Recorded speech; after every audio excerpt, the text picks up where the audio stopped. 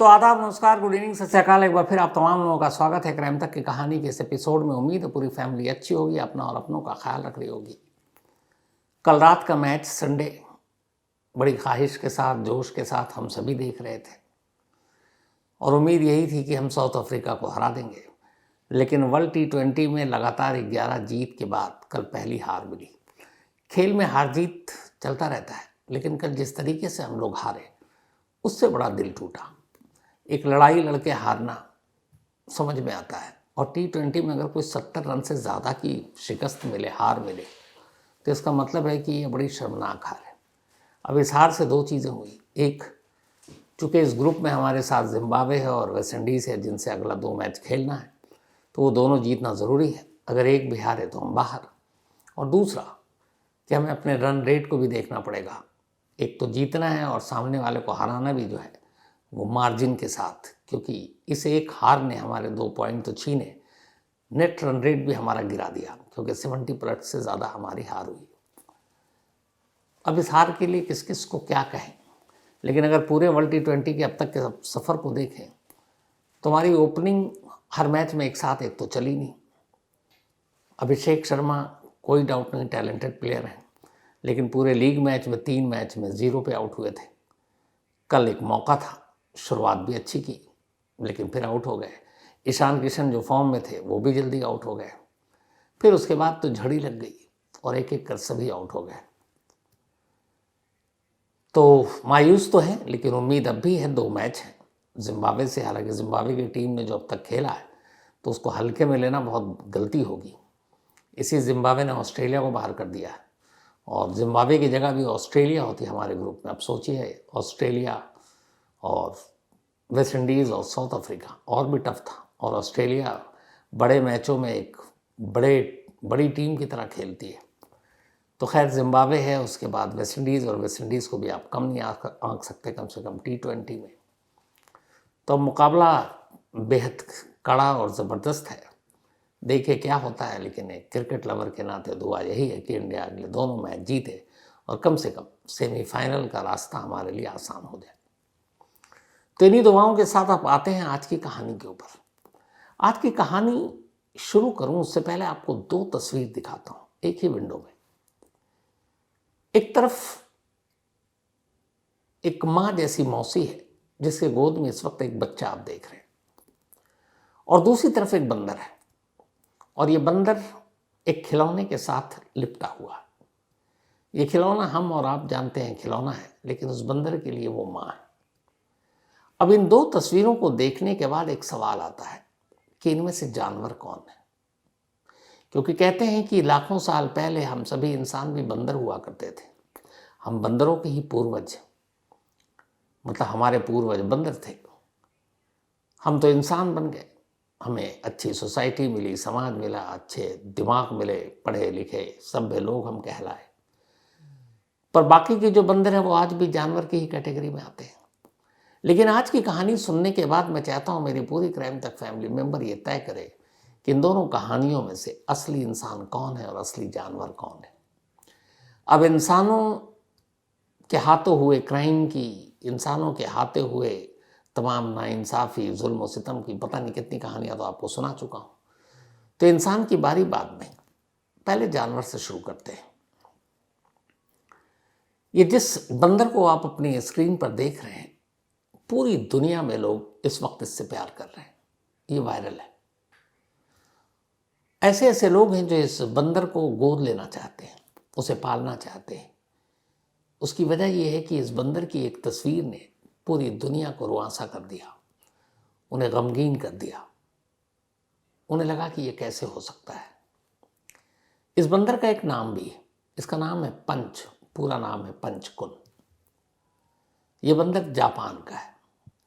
Japan में एक चिड़ियाघर है, उस चिड़ियाघर का नाम है इचिकावा सिटी जू। इसी इचिकावा सिटी जू में लास्ट ईयर यानी 2025 में जुलाई का महीना था, एक मादा ने एक बंदर को जन्म दिया, और वो बंदर यही था। सिर्फ 6 महीने की उम्र है इस वक्त इसकी। तो जब ये बंदर पैदा हुआ तो चिड़ियाघर के स्टाफ ने इस बंदर का नाम रखा पंचकुल। ये बंदर जिस जाति से आता है जापान में, जो कहा जाता है, इसकी खासियत है ये एक ग्रुप बनाकर रहता है, आपस में मिलजुल कर रहते हैं। लेकिन पंच के साथ बड़ी अजीब चीज़ हुई। जब ये पैदा हुआ, जुलाई का महीना था और गर्मी थी। अमूमन ऐसा बहुत सारे इंसान करते हैं, लेकिन यहाँ एक बंदर ने किया। तो वो मादा बंदर पंच के पैदा होने के बाद उससे अपने से दूर कर देती है, उसकी परवाह नहीं करती, उसके पास नहीं जाती, उसके साथ खेलती कूदती नहीं, उसे खाना नहीं देती, उसे दूध नहीं पिलाती। जैसे चिड़ियाघर के स्टाफ को पंच के इस दुख तकलीफ का एहसास हुआ, उन्होंने कहा कि शायद इसे कोई अपना नहीं रहा है, माँ ने भी छोड़ रखा है। तो उन्होंने कहा कि चलो इसको दिल बहलाने के लिए इसे कुछ देते हैं। तो एक नरम मुलायम कंबल और एक खिलौना ऑरेंज कलर का, वो खिलौना मतलब सेम वैसे ही जैसे उस प्रजाति का बंदर होता है या मादा बंदर, वो उसी की झलक वाला एक खिलौना था। वो दोनों एक दिन पंच के पास जहाँ पे वो रहता है उसको दे दिया।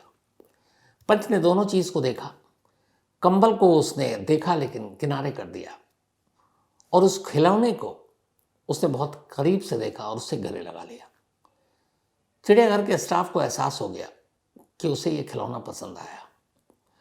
अब जहाँ पर पंच रहता था वो खिलौना वहीं पड़ा होता है, लेकिन अचानक इस खिलौने में के उसकी ज़िंदगी में आने के बाद एक बदलाव आया।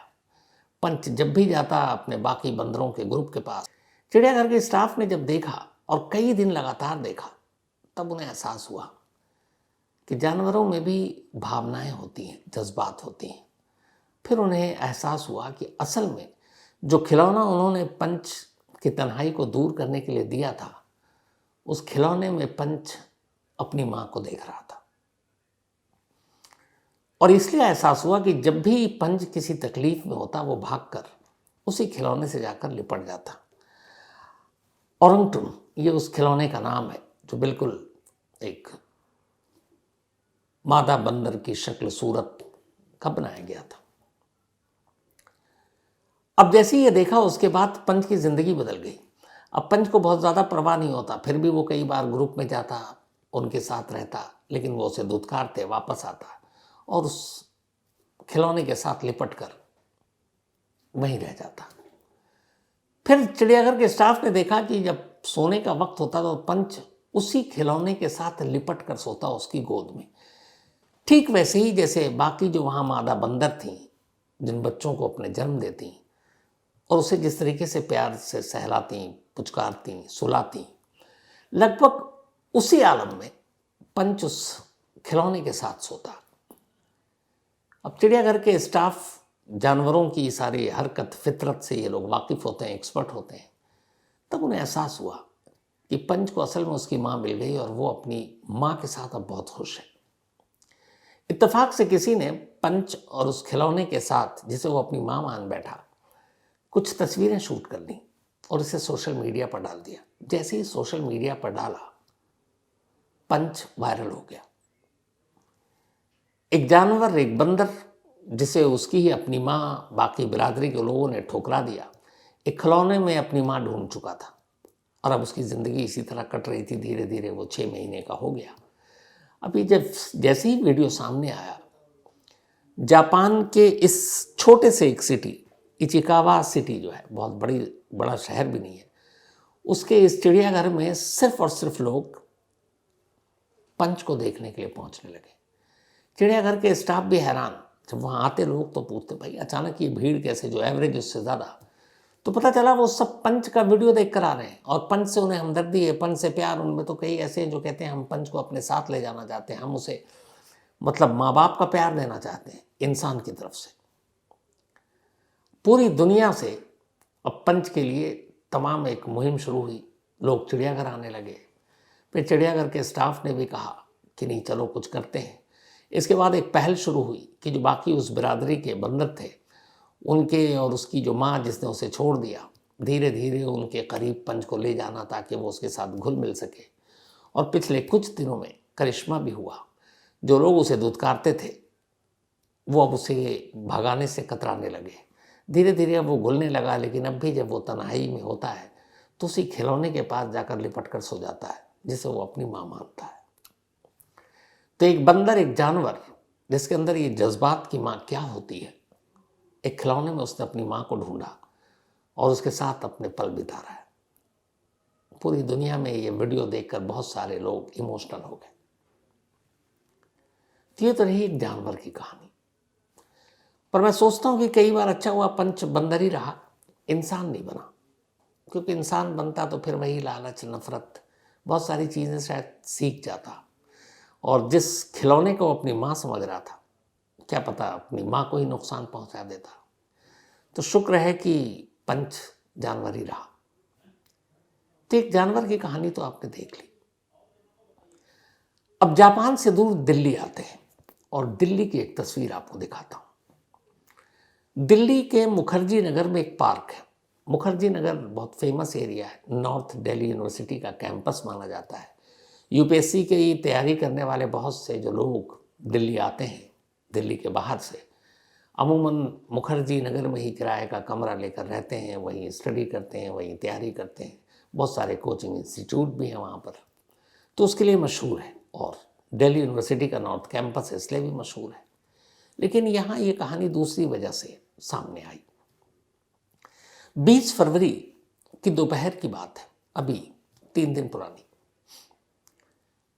इसी मुखर्जी नगर के एक पार्क में एक महिला एक कोने में बैठी हुई है। उस महिला के गोद में एक बच्चा है। पार्क में बहुत सारे लोग आए हुए हैं। थोड़ी थोड़ी अभी भी हल्की सर्दी है, टहलने के लिए, बैठने के लिए, धूप सेकने के लिए। तभी एक शख्स की नजर पड़ती है कि महिला उस बच्चे को प्यार कर रही है। लेकिन फिर ध्यान से देखता है तो उसे लगता है कि ये महिला बच्चे को प्यार नहीं कर रही है, इसके बच्चे के गले पर उसकी हाथ है, उसका हाथ है दोनों। वो पहले सोचता है क्या, फिर देखता महिला को कि उसके चेहरे पर कोई हाव भाव नहीं है। उसे यही लगा माँ है, उसके गोद में एक बच्चा है, 2 साल की उम्र, 2 साल भी नहीं, 1 साल 9 महीने। तो अब उसका ध्यान उस महिला की तरफ है, उस गोद में लेटे हुए बच्चे की तरफ। वो ध्यान से देखता है, फिर देखता है कि बच्चे के जिस्म में कोई हरकत नहीं हो रही है। माँ की गोद में तो है, माँ का हाथ भी उसके गले पर है, लेकिन बच्चा बेसुध है। फिर उसे लगता है शायद बच्चा सो रहा हो। पर उसकी माँ के चेहरे को जब वो देखता है तो उसे कुछ अजीब लगता है। इतनी देर में उधर से एक माली गुजरता है। माली उस करीब से गुजरता है जहाँ पे ये महिला बैठी थी। वो भी नोटिस करता है कि बच्चे के जिस्म में कोई हरारत नहीं है, न वो हिल रहा है, न डुल रहा है, न रो रहा है। अब वो शख्स भी देख रहा है। उस शख्स को कुछ शक होता है, वो उठता है और करीब जाता है। करीब जाने के बाद वो बच्चे के सीने पर हाथ रखता है, शायद उसकी धड़कन सुनने की कोशिश करता है। फिर उसे लगता है कि बच्चा सो नहीं रहा है, बल्कि कुछ गड़बड़ है। इस दौरान में माली उस शख्स से आकर कहता है कि मैं बहुत देर से इस महिला को देख रहा हूँ। इस महिला के दोनों हाथ लगातार बहुत देर तक इस बच्चे के गले पर था, और अमूमन ऐसा प्यार करने के दौरान नहीं होता है। वो कुछ और था, शायद वो महिला उस बच्चे का गला घोंट रही हो। उसने कहा ऐसा नहीं हो सकता। लेकिन जब वो गया, उसने देखा कि बच्चा बिल्कुल खामोश, बेहोश की स्थिति में एक तरह से। वो महिला से पूछता है, महिला कोई जवाब नहीं देती, वो बुत की तरह बैठी हुई है। फिर उस शख्स से रहा नहीं जाता, हिम्मत करके वो उस महिला से के गोद से उस बच्चे को उठा लेता है। महिला कुछ नहीं बोलती। इसके बाद वो बच्चे को ध्यान से देखता है, धड़कन सुनने की कोशिश करता है, हिलाता है, डुलाता है, शायद उठ जाए। बच्चे के अंदर कोई हरकत नहीं होती। वह इंसान अच्छा था, फौरन 1-2 लोगों को बताता है और बच्चे को गोद में लिए हुए नज़दीक के अस्पताल पहुंचता है। जब अस्पताल पहुंचता है तो पता चला कि बच्चा जिंदा नहीं है, उसकी मौत हो चुकी है। उधर माली ने लगातार देखा था कि बच्चे के गले पर उस महिला का हाथ था। तो क्या महिला ने बच्चे को मारा? अब ये कोई कैसे पता करे? किसी ने पुलिस को फ़ोन किया, पुलिस आई, हॉस्पिटल में बच्चे की मरने की खबर आई।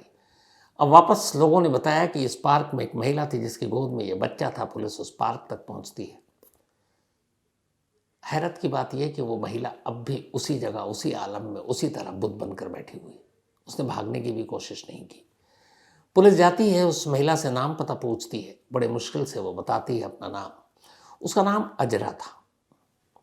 वो घर का पता बताती है, वहीं थोड़ी दूरी पर। इसके बाद पुलिस घर के पते पर जो लोग हैं वहाँ तक खबर पहुँचाती है। परिवार सुनता है, रोता पीटता हॉस्पिटल पहुँचता है। फिर पूछताछ होती है। फिर एक दिल को कचोट देने वाली कहानी सामने आती है। ये बच्चा दिल्ली के ही एक दूसरे इलाके का रहने वाला था। इसके फादर ग्रीस में काम करते हैं। कुछ वक्त के लिए इंडिया आए, फिर चले गए। उनके वापस जाने के बाद इस बच्चे की माँ अपने मायके आ जाती है, जो मुखर्जी नगर में है। एक बेटा और माँ अपने माँ बाप और अपनी बहन के पास। बहन अजरा जो उससे छोटी है। बच्चा भी अपने नाना नानी और मौसी के पास आ गया। 20 फरवरी को उस बच्चे को लेकर उसकी मौसी, जो माँ की ही तरह होती है, अमूमन हम सब मौसी या खाला को हमेशा माँ के बराबर ही मानते हैं, वो लेकर बच्चे को गोद में निकलती है और इसी पार्क में आकर बैठ जाती है और फिर उस बच्चे का गला घोंट कर उसे मार देती है। पुलिस उससे काफ़ी पूछताछ करती है, पर उसने कुछ बताया नहीं। घर वालों को भी इस बात की हैरानी है कि कभी उसने कुछ ऐसा किया नहीं जिससे ये पता चल सके कि आखिर एक मौसी ने 1 साल 9 महीने के बच्चे को क्यों मारा। घर वालों से पूछताछ हुई, जो थोड़ी बहुत जानकारी अभी तक आई है, पूरी तरह से साफ नहीं हो पाई है, ये कि इसकी मौसी डिप्रेशन में थी। लेकिन डिप्रेशन में होने की वजह से एक बच्चे का यूं गला घोंटना समझ से परे है। तो इस मामले की पुलिस अभी जांच कर रही है और असली वजह क्या है शायद 1-2 दिन में सामने आ जाए। तो मैंने शुरू में आपको 2 तस्वीर दिखाई थी, एक उस पंच की जिसकी मां ने उसे छोड़ दिया और एक खिलौने में उसने अपनी मां को ढूंढ लिया। दूसरी तस्वीर दिल्ली की, जिसमें एक मां समान मौसी, जिसके गोद में उसकी अपनी मां भरोसे के साथ अपने बच्चे को दे देती है और वो उसे मार डालती है। अब यहाँ इंसान और जानवर के बीच का फर्क क्या है, मैंने कहा था, आप तय कीजिएगा। तो इस अफसोसनाक कहानी में फिलहाल इतना ही। अब आपसे मुलाकात होगी कल रात 9 बजे किसी नई कहानी के साथ। तब तक अपना और अपनों का ख्याल रखिएगा। Thank you very much.